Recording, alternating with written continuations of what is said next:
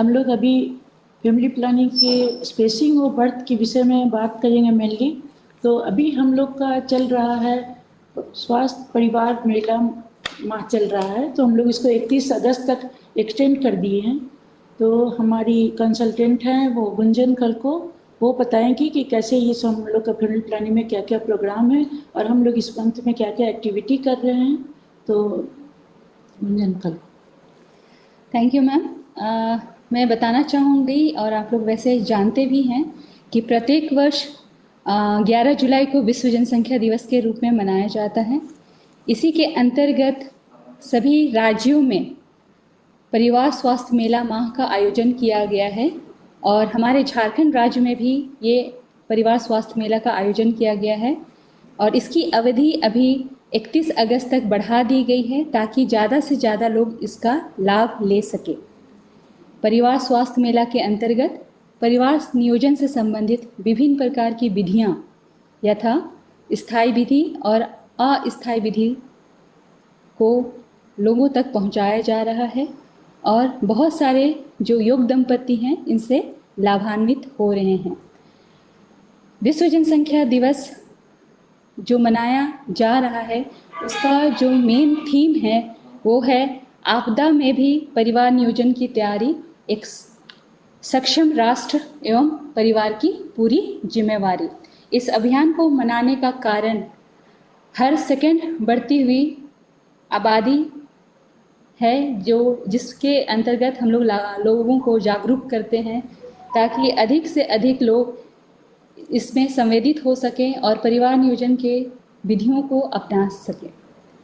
गौरतलब है कि भारत की जनसंख्या को अगर हम देखते हैं और विश्व की जनसंख्या से अगर कंपेयर करते हैं तो अभी अमूमन विश्व की जनसंख्या लगभग 770 करोड़ आसपास है और चीन की जनसंख्या हमारी 143 करोड़ है। तो 143 करोड़ के साथ चीन पहला स्थान पर है। भारत की जनसंख्या हमारी 139 करोड़ है जो दूसरे स्थान पर रहता है और अमेरिका 34 करोड़ के साथ तीसरे स्थान पर है।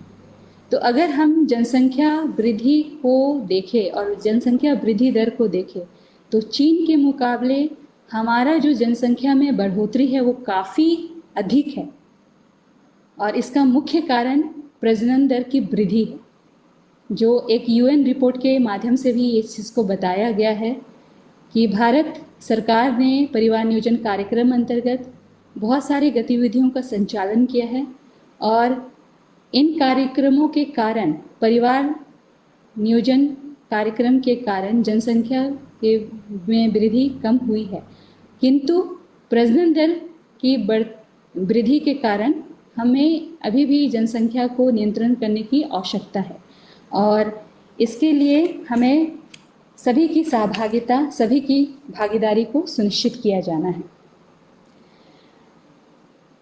जैसे मैं बता रही थी कि यूएन ने हाल में ही एक रिपोर्ट में इस तरह का पब्लिश किया गया था कि भारत की जो उपलब्धि है जनसंख्या को कम करने में वो काफ़ी अच्छी है, लेकिन हमें जो विशेष कार्य करने हैं वो अपने प्रजनन दर को कम करने में करने हैं।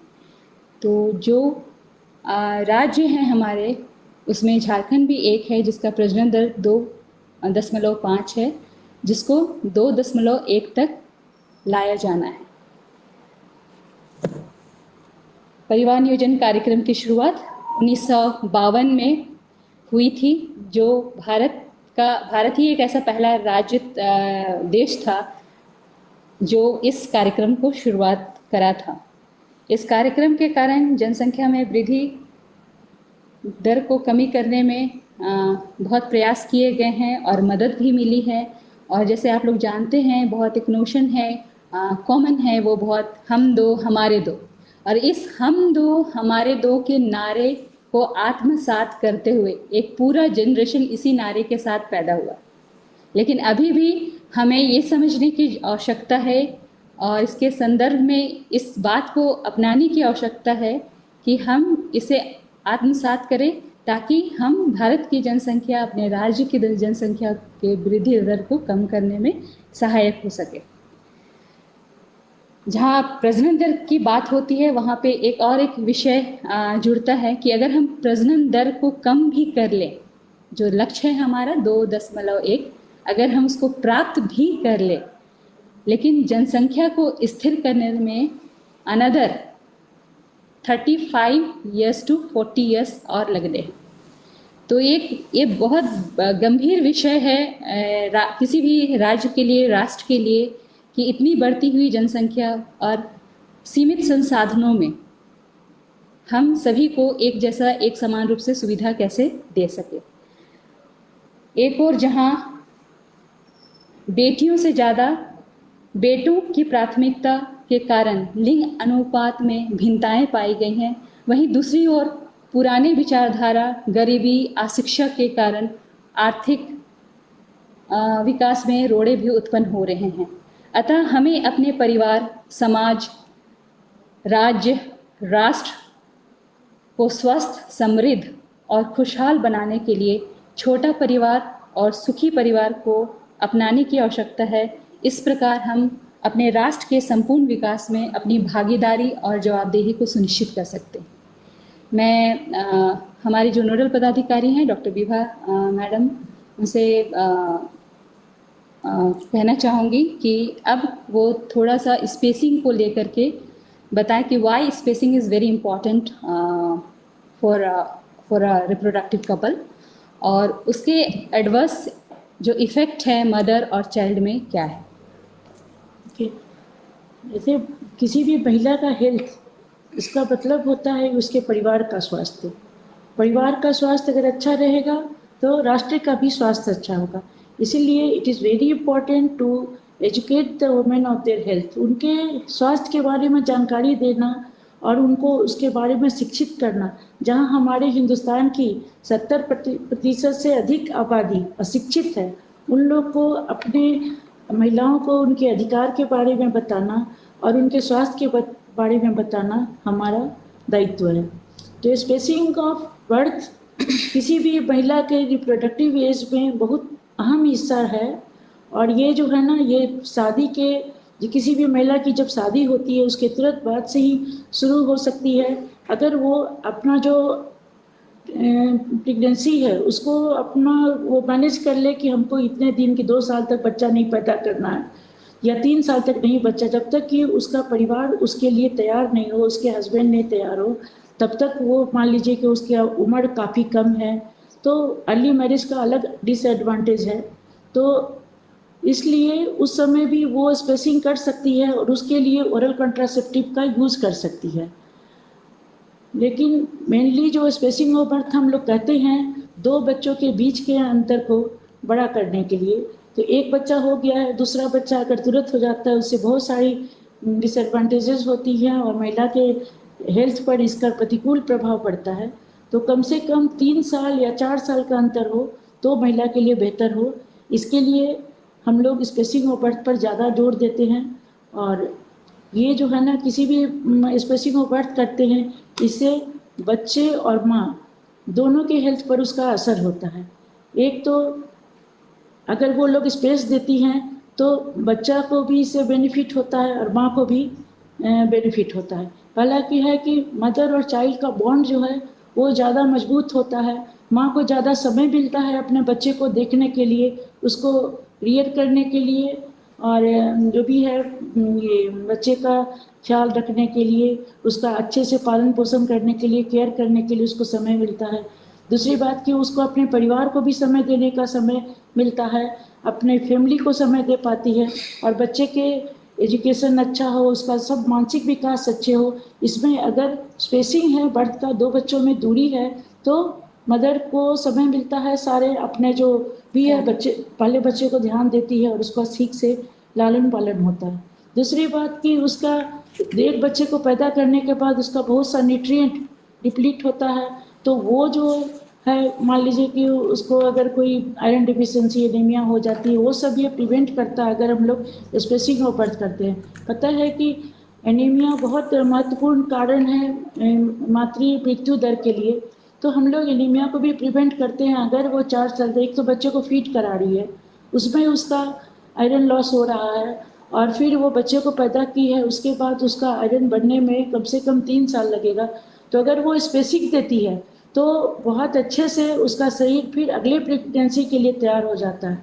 उसी तरह अगर ये फॉलिक एसिड डेफिशिएंसी भी हो सकती है मदर को, जिसके चलते बच्चे में बहुत सारा कॉन्जेनिटल विकृति हो सकता है, जो उसमें और भी एबॉर्शन हो सकता है। तो वो सब चीज़ प्रिवेंट होता है अगर वो स्पेसिंग करती है बच्चे और माँ में। दूसरी बात कि जो बहुत सारा कॉन्जेनिटल malformation होता है, वो भी फॉलिक एसिड डेफिशिएंसी के चलते होता है, उसका प्रिवेंशन हो जाता है। प्रीमेच्योर एबॉर्शन जो भी होता है वो सब भी नहीं होता है अगर जो है ना स्पेसिंग होता है।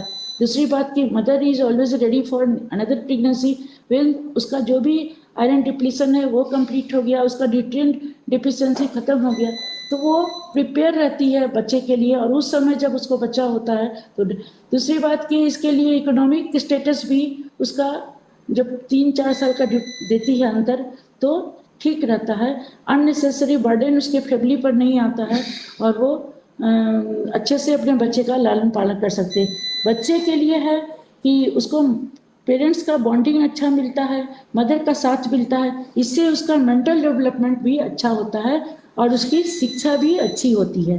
तो ये दोनों बातें हैं। मैंने जो लो बर्थ बेबी हैं वो नहीं होते हैं अगर 3 साल का डिफरेंस होता है, तो जो फ्रेश प्रेगनेंसी होता है वो ठीक वेट के होते हैं। और ये जो भी है बच्चे का मैटरनल बच्चे का भी मोटिलिटी कम होता है अगर हम लोग स्पेसिंग करते हैं। स्पेसिंग के लिए हम लोग बहुत सारा तरीका देते हैं।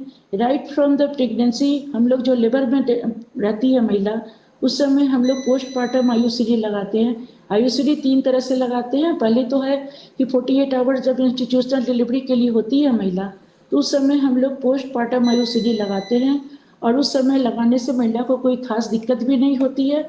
और जो डिलीवरी के समय जो ब्लीडिंग होती है उसमें भी वो ब्लीडिंग नहीं समझ में आता है आईयूसीडी लगने का, और बहुत अच्छा से महिला उसके लिए तैयार हो जाती है। तो वो है कि उसको कुछ ज़्यादा करना नहीं पड़ता, काउंसलिंग हम लोग को करना है और हम लोग इसको फर्स्ट एंटीनेटल से ही काउंसलिंग करना शुरू कर देते। इसी प्रकार जब कोई महिला कोई तरह का उसको बास्केट ऑफ चॉइसेस नहीं अडॉप्ट कर रही है, कोई भी कॉन्ट्रासेप्टिव नहीं यूज़ कर रही है और उसको किसी भी कारण से एबॉर्शन करवाना पड़ा या तो एबॉर्शन उसका हो गया, तो वो पोस्ट एबॉर्शन आईयूसीडी लगा सकती है। और इसके लिए उसको कोई खास दिक्कत नहीं है। जैसे एमटीपी के बाद भी लोग लगाते हैं आईयूसीडी, वही है ये। उसको लगाने के लिए जो डॉक्टर लगा देंगी और उसके बाद महिला जब चेकअप के लिए आएगी तो एक बार चेकअप कराना पड़ता है, बार बार नहीं चेकअप कराने का ज़रूरत है। और है तीसरा इंटरवल आईयूसीडी जो ज़्यादा प्रचलित है।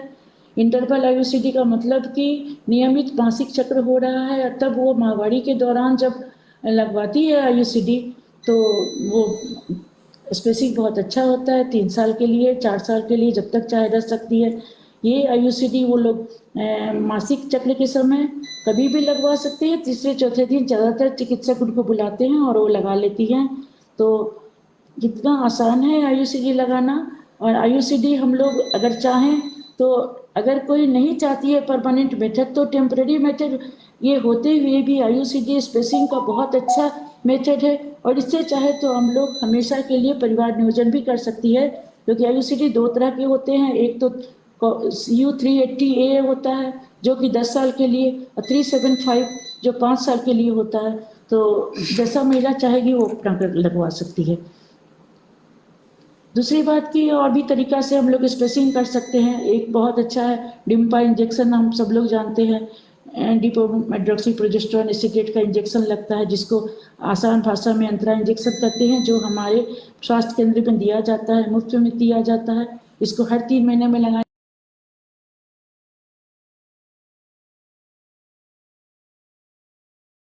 कोई बर्थ अपना बच्चा पैदा करना चाहती है तो 7-8 महीने पहले उसको डिम्पा इंजेक्शन का प्रयोग बंद करना होगा, तब वो दूसरा प्रेगनेंसी कर सकती है। लेकिन आईयूसीडी पे है कि अगर वो बच्चा पैदा करना चाहती है तो आईयूसीडी हटवा देगी स्वास्थ्य केंद्र में जा करके, तो आराम से वो जो है ना फिर जब नेक्स्ट मंथ में कंसीव करने का उसको चांसेस रहता है। और इससे कोई भी दिक्कत नहीं होती है। आईयूसीडी का हम लोग हमेशा ट्रेनिंग भी देते हैं, अपने जो भी लोग लगाने वाले हैं सेवा प्रदाताओं को ट्रेनिंग मिलती है। इसलिए एक अच्छे प्रशिक्षित हाथों से अगर IUCD लगता है तो उसका कोई खराब इफेक्ट नहीं होता है, और ये स्पेसिंग के लिए बहुत अच्छा विधि है। और जितने भी एजुकेटेड लोग हैं वो लोग जरूर IUCD लगाती हैं, इसलिए मैं इसको प्रमोट करती हूँ कि IUCD भी अच्छा है, अंतरा भी अच्छा है। और अगर अनचाहे प्रेगनेंसी रह जाए तो हम लोग को FDP भी गवर्नमेंट का लॉ आ गया है 71 में, तो हो सकता है MTP, लेकिन this is not the way of spacing. ये कहना है कि ये कोई तरीका नहीं है कि हम लोग इसे कॉन्ट्रासेप्शन करें और स्पेसिंग, लेकिन अगर किसी को अनचाहा गर्भ ठहर गया है तो वो भी करवा सकती है। इसलिए स्पेसिंग का हमारे महिलाओं के लिए बहुत अच्छा महत्व है कि उन लोग रिप्रोडक्टिव एज में अगर वो स्पेसिंग करें तो 2 बच्चे का दूरी जो है ना, अगर 4 साल का रहेगा 2 बच्चे के बीच का अंतराल, तो बच्चे का रियरिंग बहुत अच्छा से होगा, बच्चे पर अच्छा असर होगा, उनको माँ बाप का अच्छा प्यार मिलेगा, और ये हमेशा से अच्छा है। मैं थोड़ा सा एम्फेसिस डालूंगी परिवार नियोजन के मुख्य उद्देश्य को लेकर के। मैडम ने आज जो बताया है स्पेसिंग को फोकस करते हुए बताया है। स्पेसिंग हम 2 जगह पे करने के लिए हम लोग सजेस्ट करते हैं। पहली चीज़, जो शादी होती है, जब बहुत अर्ली एज में शादी हो गई तो कम से कम शादी के 2 साल तक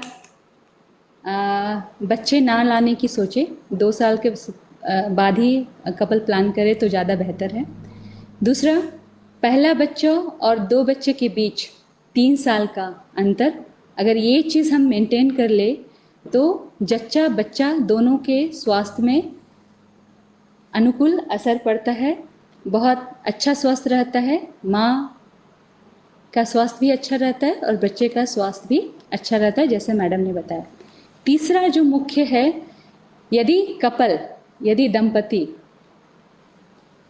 को लगता है कि उनका परिवार पूरा हो गया है तो जब पूरा हो जाता है तो कपल इसमें डिसाइड कर सकते हैं या तो लॉन्ग एक्टिंग मेथड, जो फैमिली प्लानिंग का लॉन्ग एक्टिंग मेथड जैसे बताया मैडम ने, एक IUCD का नाम लिया उन्होंने। IUCD 10 साल का होता है और 5 साल का होता है। तो ये जो अगर स्टेरिलाइजेशन नहीं कराना चाहते हैं तो वो IUCD अपना सकते हैं, या अंतरा जो 3 महीने का है उसे हर एक 3 महीने में लगाया जाता है, वो अपनाए जा सकते हैं। और अदरवाइज वो स्टेरिलाइजेशन विधि जो मेल स्टेरिलाइजेशन है और या फीमेल स्टेरिलाइजेशन है वो कर सकते हैं। मेल स्टेरिलाइजेशन काफ़ी सरल और आसान है, 10 मिनट में किया जा सकता है। तो अगर लोग पुरुष वर्ग अगर महिलाओं के बदले खुद आगे आकर पुरुष नसबंदी कराएं तो ज़्यादा बेहतर होगा, क्योंकि उसमें कॉम्प्लिकेशंस काफ़ी कम होती है। तो क्वेश्चन है क्या कुछ? एक क्वेश्चन हमको दिख रहा है कि अंतरा इंजेक्शन क्या अवेलेबल है? 1 साल के अंतरा इंजेक्शन को हर 3 महीने पर देना है, और हमारे पास 1 साल के लिए हमारे जो नहीं होता है। हाँ, हमारे जो बास्केट्स में अवेलेबल है, जो गवर्नमेंट बास्केट्स में जो अवेलेबल है वो 3 महीने वाला अंतरा इंजेक्शंस डिम्पा अवेलेबल है, जिसको हर एक 3 महीने में लगाया जाता है। अंतरा इंजेक्शंस के साथ अच्छी बात ये है कि इसका ग्रेस पीरियड होता है। मतलब अगर मान लीजिए शेड्यूल डेट किसी का 1 जुलाई को है तो वो 15 दिन पहले भी लगा सकती है, विदिन 15 डेज बैक में भी लगा सकती है और 2 सप्ताह के बाद भी लगा सकती है। तो ये ग्रेस पीरियड मिलता है अंतरा के लिए कि शेड्यूल डेट होते हुए भी अगर किसी कारणवश उस वक्त स्वास्थ्य संस्थान लाभुक विजिट नहीं कर पाते तो इस ग्रेस पीरियड के दौरान भी लगाया जा सकता है। अधिकांश जगह में इम्प्लांट वगैरह लगता है, लेकिन हमारे जो झारखंड राज्य में अंतरा इंजेक्शन अवेलेबल है वो हर 3 महीने में लगता है। तो आपके प्रश्न का मैं यही जवाब दे सकती हूँ कि 3 माह में इंजेक्शन फिर से रिपीट करना होगा। ग्रेस पीरियड जैसा इन्होंने कहा कि 2 सप्ताह बाद भी हम लोग ले सकते हैं और 15 दिन पहले भी ले सकते हैं, तो कोई दिक्कत नहीं है। अगर कोई जा रही है और ये अवेलेबल है हर जगह पर, तो ऐसा कुछ नहीं है कि अगर इन्होंने एक रांची ले लिया तो फिर कहीं और नहीं ले सकते, बनारस में नहीं ले सकते हैं, यूपी में नहीं ले सकते हैं, ऐसा कुछ नहीं है। फैमिली प्लानिंग के बास्केट में आप बता रही थी मैडम जैसे कि सारे जितनी विधियां हैं सारे विधियां निःशुल्क उपलब्ध हैं और बहुत सारे प्रोत्साहन राशि भी सभी के साथ जुड़े हुए हैं। जैसे इसके बारे में हम लोग दूसरे सेगमेंट में भी बात कर सकते हैं, लेकिन चूँकि बात निकली है इसलिए मैं बता दूं, जैसे कि PPIUCD, पोस्टपार्टम IUCD या पोस्ट अबॉर्शन IUCD लगाने पे लाभुकों को 300 रुपया दिया जाता है। उसी तरह इंजेक्टेबल अगर लगाती हैं तो प्रति सुई, प्रति इंजेक्शन्स उनको 100 रुपया मिलता है। हर बार मिलता है। और इसी तरह स्टेरिलाइजेशंस में भी प्रोविजंस है, जो लाभुक को 1400 रुपया मिलता है और मेल स्टेरिलाइजेशन के लिए 200 रुपया मिलता है। हमारे राज्य में, झारखंड राज्य में मिशन परिवार विकास कार्यक्रम के अंतर्गत उसका पैकेज थोड़ा डिफरेंट है। नॉन मिशन परिवार विकास जो 15 जिले हैं उसका पैकेज डिफरेंट है। तो ये इस संबंध में हम लोग विस्तार से किसी नेक्स्ट सेगमेंट में चर्चा करेंगे, जिसमें हम लोग क्षतिपूर्ति राशि, प्रोत्साहन राशि के बारे में बात कर सकते हैं। आज का जो टॉपिक था स्पेसिंग, उस पर हमें फोकस करना था कि वाई इट इज़ इम्पॉर्टेंट। तो अगर इससे संदर्भित कोई क्वेश्चन है तो आप पूछ सकते हैं। You are welcome. Thank you so much. हाँ, thanks a lot. Have a good day. हम लोग नेक्स्ट सेगमेंट में मिलेंगे और आप अपने क्वेरीज के साथ तैयार रहेंगे तो हमें ज़्यादा अच्छा लगेगा। Thank you so much.